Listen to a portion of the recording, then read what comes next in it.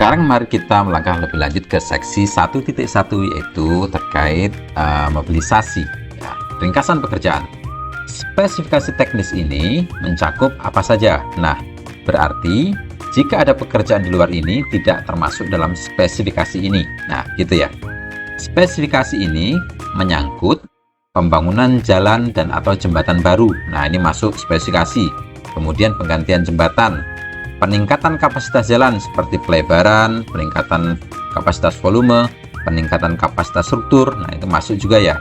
Kemudian peningkatan kapasitas jembatan, kemudian preservasi jalan termasuk semua bangunan pelengkap, nah, termasuk pembangunan dinding penahan tanah dan sebagainya masuk ya.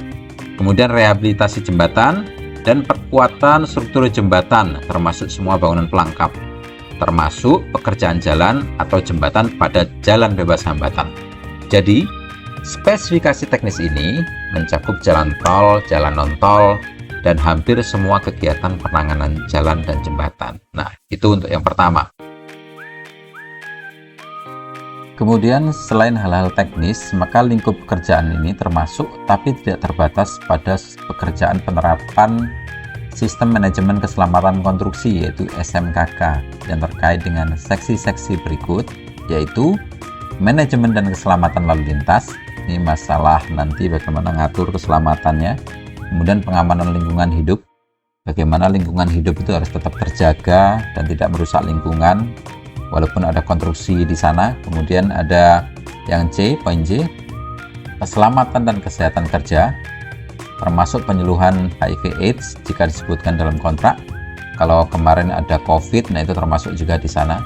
Kemudian ada manajemen mutu. Nah, ini adalah hal-hal yang terkait dari kerjaan, lingkup pekerjaannya ya. Ini salah satu yang mesti kita perhatikan di dalam ketentuan menerapkan spesifikasi teknis ini.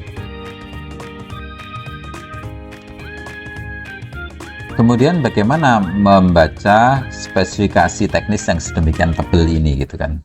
Spesifikasi teknis ini memiliki sistem, yaitu bagaimana sih susunannya sehingga kita nggak terlalu bingung ya. Di dalam spesifikasi teknis itu ada yang satu itu bagian umum, kemudian nanti ada materialnya bagaimana. Umum itu menyangkut ruang lingkup pekerjaannya secara umum, kemudian ada bahannya atau materialnya, kemudian ada lagi bagaimana pelaksanaannya. Pelaksanaan itu adalah metode-metodenya, peralatan yang dipakai, kemudian bagaimana trialnya gitu kan. Kemudian pengendalian mutu, bagaimana persyaratan untuk mengendalikan sehingga mencapai mutu. Dan yang terakhir adalah pengukuran dan pembayaran. Nah, ini yang paling penting gitu kan. Jadi sistem spesifikasi teknis ini punya 5 susunan ya. Kesimpulannya, satu itu bagaimana ruang lingkupnya secara umum, kemudian ada bahannya seperti apa, kemudian ada pelaksanaan, dan kemudian ada pengendalian mutu, dan kemudian ada pengukuran dan pembayaran. Ini sistem dari spesifikasi teknis. Nah, hampir pelaku pekerjaan semua, baik kontraktor dari pihak dinas atau BPK atau konsultan supervisi gitu kan, saya yakin tidak ada yang hafal dengan spesifikasi teknis sedemikian tebal ini gitu. Tapi bagaimana kemudian triknya menerapkan spesifikasi teknis ini? Artinya pekerjaan itu mesti dikendalikan secara preventif.